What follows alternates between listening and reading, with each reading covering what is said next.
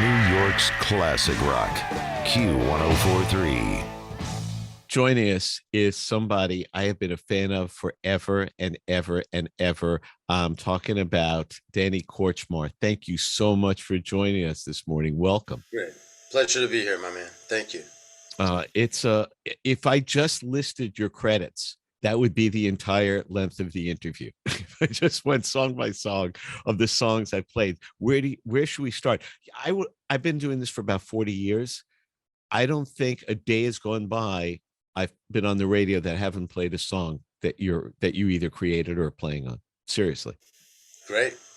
Do you ever look back or listen to the radio or listen to any kind of music and go, every few hours there's a song I did?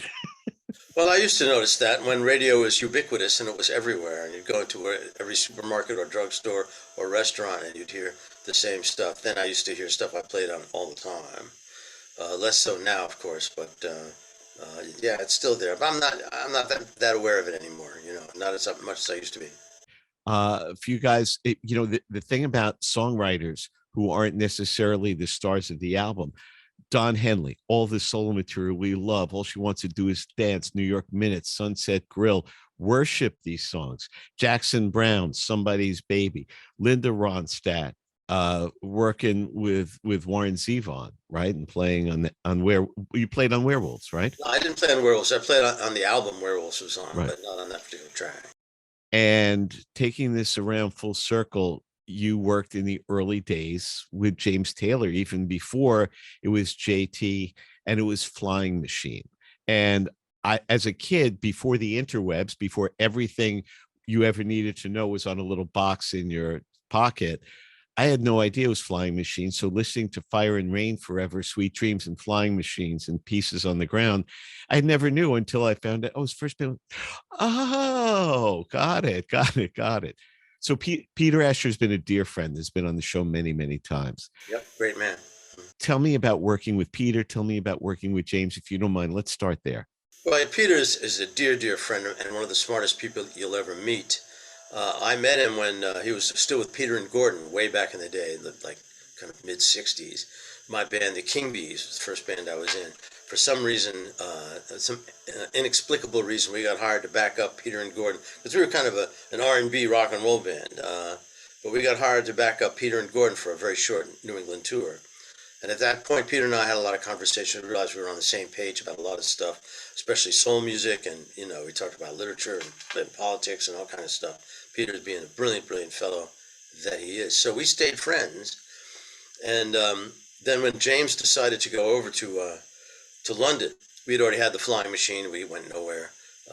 We struggled. It was a pretty good band, but we couldn't get any traction. So James decided he was going to go over to England just with his acoustic guitar. And I gave him Peter's number and address. And I said, you should look this guy up. Peter's, he keeps climbing in the music business. He's the head of production, I think, at Apple now. Go see him. So he did, and the rest is history, kind of.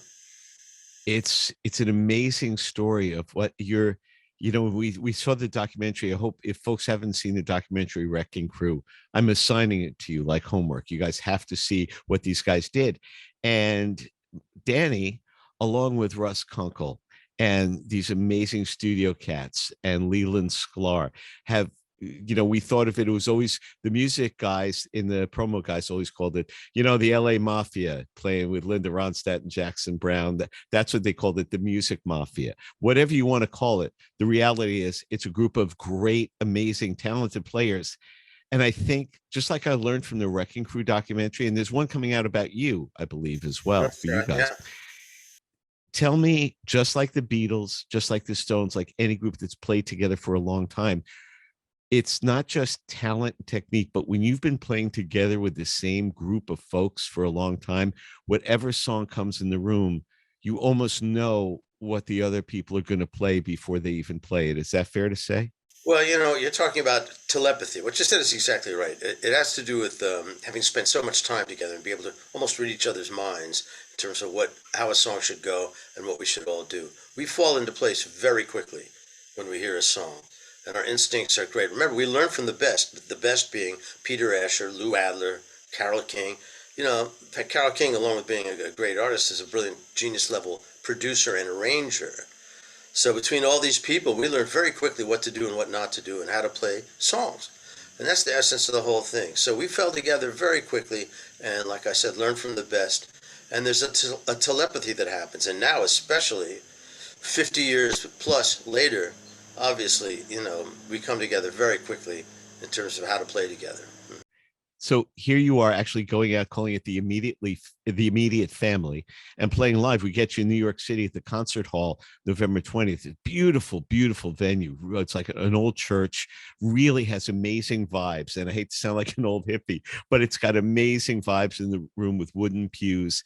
Great. And when you play live as a performance, because I always think of you as studio cats, Right. when you play live and you just played the Rock and Roll Hall of Fame, we're doing this November of 21, just played the Hall of Fame show with Carole King being inducted. Is it a whole different thing playing live in front of an audience versus in the studio with headphones and a Well, of control course, room? yes. There's nothing like it. Playing in front of an audience, you get energy from them. And just walking out there and having them applaud and smile and be glad to see you. And you realize these people came all this way to hear you play. It's a shot in the arm like you can't believe. And it lights us all up like a Christmas tree. Because we're so thrilled to share what we're doing with people and make them happy, make them tap our feet. You know, the whole point of doing this is to get people going. You know? That's the whole point. So yes, it's genius level to play live in front of people. It's funny. The guys in Paul McCartney's band, who he's been with now longer than the Beatles, actually, Brian Ray is a dear friend, LA guy, you know, playing with everybody. And I said, does it, you know, I know he never mails it in, but does it ever become ho hum? Not ho hum, that's not fair to say, but it's a gig. And he said, do you know that before every show, no matter where we are, playing to 300,000 people in Rio or a club, Paul gets us together and says, come on, guys, we got to really hit them tonight. I want to run out on that stage. I want to knock them on their ass. I want to really get them. We got to hit it right from the downbeat. Let's go. And he said, when he's the one getting you up, just in case, God forbid, you forgot for a second what stage you're walking out on. And I thought, when you grew up like they did, and you know, in the 60s, Peter and Gordon, their work was in the clubs. Their work was playing to an audience, maybe at the very beginning, an audience that was indifferent, and you had to win them over, as opposed to walking out as the Beatles. You have, when you fight to get an audience's attention, I think it either terrifies you, and some people have stage fright and can't play, or it makes you amazing and you channel that energy into your playing. What was it like for you playing live? Well, I loved every minute of it. You're talking about when I started, as soon as I graduated Yeah. high school, I started a rock band, the King Bees, and we started playing live all over New York City at all the places. This is Where'd you grow up? I grew up, well, I'm from New York City. I was born in New York City. I kind of grew up in the suburbs and then immediately moved to New York City as soon as I graduated high school and started playing rock and roll with the first band I had. And it's just nothing like it in the world. And yes, sometimes, even when they ignore you, you learn.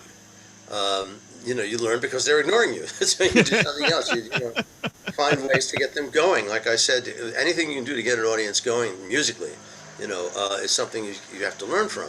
And you learn by playing in front of people and watching their reaction and engaging their reaction. And also your own reaction. You know, is this killing me? You know, and there's that. You know, when you write a song, you got to feel that way. It's this, do I really like this? Is this good? You know, so those elements, I'd say. You know, again, I go back to the Beatles playing at the Kaiser Keller and playing the Star Club in Hamburg, and they used to stand there with kind of shoegazers, and this crazy German mobbed up club owner screams at them, "Mach show, do a show." Right. So they started dancing around and running around. The audience reacts. They're having fun, and suddenly they learn to be an onstage rock band. Now, for the artists that we're, you know, I mean, the Eagles, just one of the legendary bands. And I remember I got to interview Don Henley a while back, and he said one of the reviews we remember the most is they don't play on stage so much as loiter. I thought, great, yeah, because it's a bunch of guys in flannel shirts strumming a guitar, but the music is the star. In those cases, the songs, they're storytellers, and whether it's Carole King or James Taylor or Jackson Browne, you've fallen into a world of creating great musical kind of beds for their poetry to lay on. That's how I see it, if you think I'm crazy or not. Well, it's kind of like that. Yes, the idea is to help, is to play something that's going to help the song, move the song forward, and create and add emotion and beauty to the song, and to respect the song. Of course, since we all got to work with people who I consider the greatest writers of the second half of the 20th century. Agreed. I'm a terrible snob because of that, because I made so many great songs with so many great songwriters that I know what great material is. And there's no question about it that, the song rules, and what you do is you try to find, when you're playing guitar on a session, is find something that's going to help the song and move the song along and make the singer smile, make the producer happy. And that's it. You say that's it, but easy to say, very hard to do. I think it's to me, it's the journey from playing king bees, from playing clubs, all that gives you that inner sense, as opposed to thinking, but you just feel when you hear a song, when you hear a groove or something, when you say, that's it, or, well, that's good, but it needs to be better. That question, as a perfect example of lyrics and music, the Let It Be box set came out. I'm a Beatles nerd, and Sure. there's an outtake where they're working on something, and in the middle of this thing with the band's coming apart, and they're actually working on songs that wind up on Abbey Road while they're doing this other movie album that they hate. And there's an outtake of George Harrison playing the opening of something, and he sings, something in the way she moves attracts me like, and he says, what, John? Attracts me like what? And John says to him, if you're stuck for a word, just say anything. Just say anything, and till the right word comes to you. And George sings, attracts me like a pomegranate, and they all laugh. And I thought, you know what? That's how they, Paul McCartney, scrambled eggs. Oh, my baby, how I love your legs. Will you write some real words to that? And it becomes yesterday. Well, you're up close because you're in the kitchen with these brilliant lyricists of Don Henley and Jackson Browne and Carol. How does, if you don't mind, take us inside the kitchen. How did it work? How do you create the music first? The lyrics come second. The music inspires them to write the lyrics, or they have some lyrics and ask you to come up with music for it. Do you mind? What's the secret trick? Well, it's different for everybody, working with Goffin and King, Jerry would write a lyric quickly, and Carol would come up with music that happened very quickly. And, I was watching, they would write this stuff in 10, 15 minutes. Some great song that you can't believe how great it is. And then with Henley, he takes more time usually. When I worked with him, what I would do is go home and make music, try to create, chord changes and progressions and a groove that I thought he could write to that might turn him on. And he would listen to it and he'd go, oh, I can write to that. We would start recording the music, and then he would come up with the lyrics later, and he would just listen to the track over and over again, and suddenly there would be a great lyric. There's all kinds of different ways of doing it. I wrote a song on our new album that's out called Divorced, and it started with the lyrics. I went home and I just started writing the lyrics out. I didn't even have any music, which is very rare for me. Usually I start with music. So that's a different approach to it. So there's all kinds of different ways that it happens. And, Keith Richards has an expression. He says, incoming! And he means, here comes a thought, here comes an idea, here comes here comes a move, a move, a groove, a chord change. So that's what it is. And I think your antenna have to always be up, and to listen to yourself, listen to things that'll pop out of you. Yeah, as he always said, the antenna is up. And there's that Tin Pan Alley thing of two guys smoking cigarettes, standing over an out-of-tune piano, kind of what Goffin and King did in the early days, banging out chords, trying to write lyrics to it. And then, Bernie Taupin simply slipping poetry under the door to in Elton's music room in his mom's house, and him composing the lyrics to your song in 10, 15 minutes. I'm amazed at the speed at which some of those go. Don Henley, the solo, I Can't Stand Still, and those albums, Building the Perfect Beast, they're amazing. They're incredible works. I'm playing them today, not for people our age. It's, radio's still alive and well. I mean, it's not necessarily a knob with dials, but they're listening on the iHeartRadio app. We get requests from Queens, we get requests from Dakar. That's the ubiquity of the internet. But these songs, resonate. And like you said, I'm snobbish about our music. I think there was a renaissance of commercial art from the 60s and 70s in novels and movies and music that happens maybe hopefully once in a lifetime, but these works stand the test of time to me. Well, I think you're right, and I think you're also right about the period of time that happened right there in the 60s to the mid 70s and maybe beyond into the 80s. There was an explosion of art and culture, great movies, music, and I happened to come up right in the middle of it. I was incredibly lucky to have born when I was. Like Malcolm Gladwell says, I was born at exactly the right time, and I fell right into this stuff. I met Carol when I was 18 or 19. I met James when I was 14, and so I knew all these people and just kind of fell into it. And also, I know I was good. I had a feeling for it. I had a feeling for playing and writing music. So. Are you self-taught? Did you? I took lessons from the time I was 10 years old, guitar lessons, and then theory lessons when I was 16 to 17. Took music theory lessons for private for a few years. So to that degree, but really I made up my own style, which is basically stealing from all my favorite guitar players. As everyone has, as every classical musician has, yes. Right. And it's what you do with it. It's how you interpret it. You take those moments and make them something new. Right, and there's no other way to learn rock and roll. Remember, back then in the 60s, nobody taught rock and roll. If you took lessons, it was jazz standards, basically. And that's how you learned to play, or folk, or classical music like this, but not rock and roll.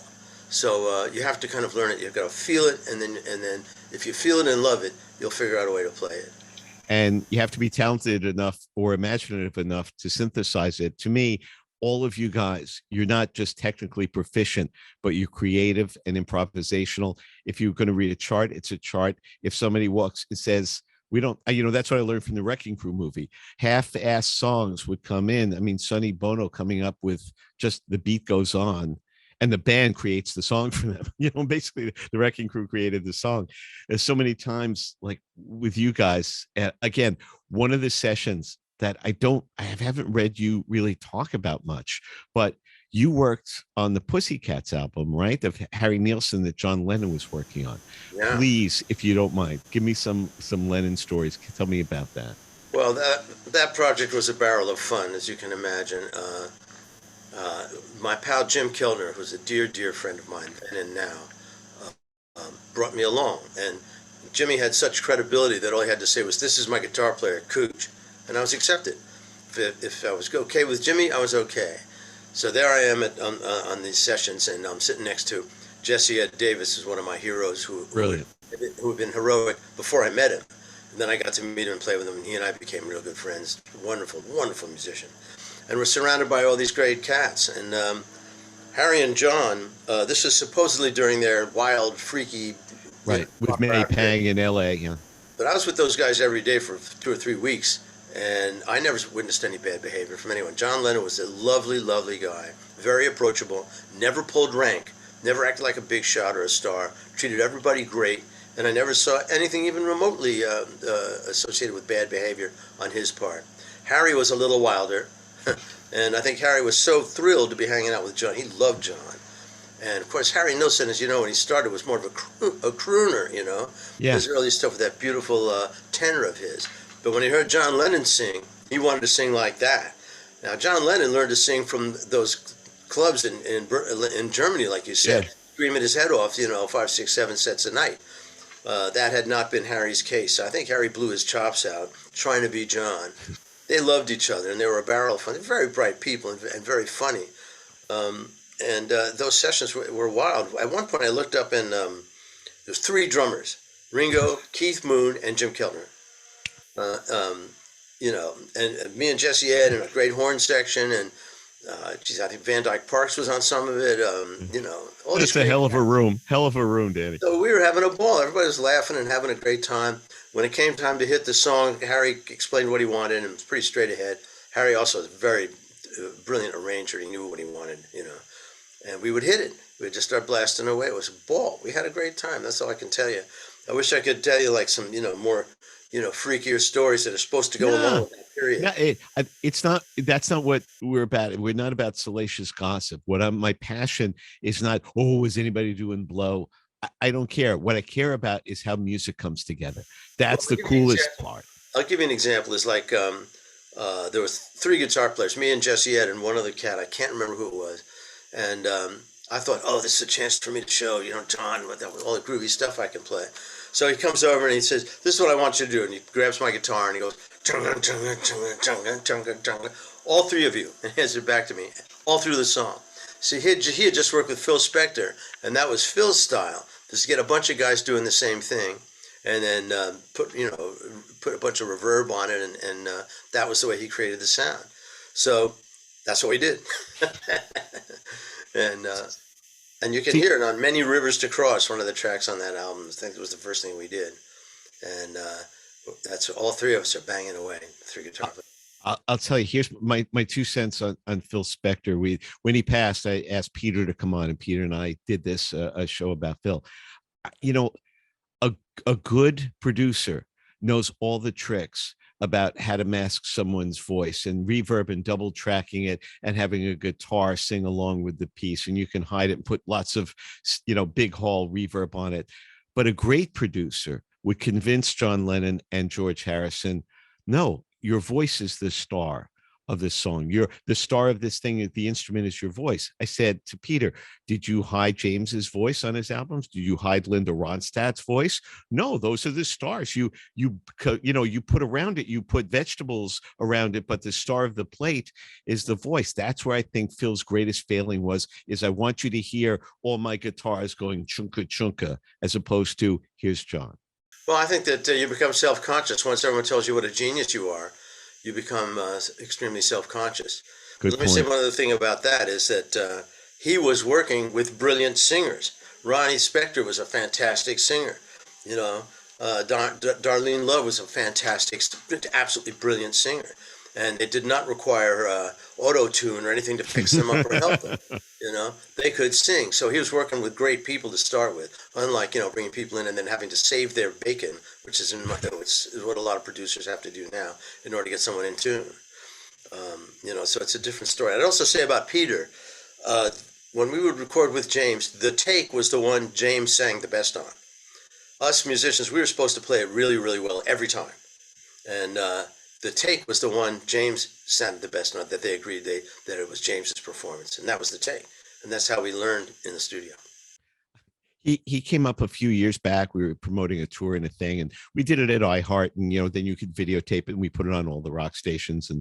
And he came up, and we had some lunch and had a sandwich. I said, "You feel like doing it?" Sure. I said, "Would you play live?" He goes, "Yeah, sure." And just wipes his mouth, takes out his guitar. Danny, sitting in the studio on an RE17 like this and another one on the guitar, you could release it as an album. We just did it once.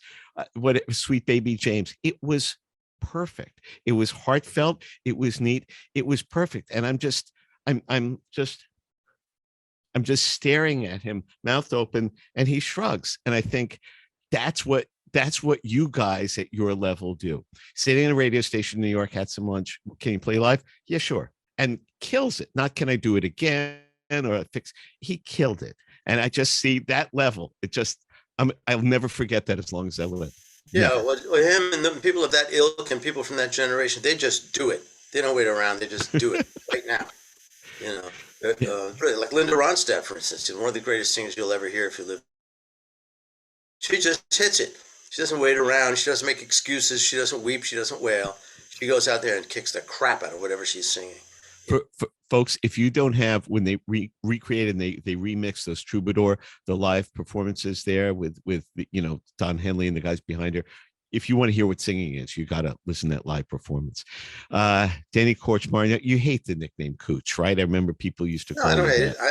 At one point they started calling me Danny Cooch, which sounded terrible to me. That's terrible. So I didn't like that. But Cooch is a nickname. My pals call me that. It's fine. I like it fine. It's nice to have a nickname. It is. Dasher for me and Cooch. Dasher is a little easier than Danny Cooch. So we get to see the immediate family coming to town, concert hall November 20th. We get an album coming out of you guys performing it and singing it, and a documentary coming out. One last Beatley question. Is it true that McCartney had dropped by those sessions when you guys were working on Pussycats? No, I didn't see him there. He was around later, but not at that, not during those sessions. No, Because I don't remember seeing him. No. yes, I because would've May remembered. Pagnia told me at that time they were in LA, and we're, as opposed to the power of you can't talk to him. It's like, why don't you call him up? And that they had gotten together and played and hung out a little bit. So That's I probably did. true.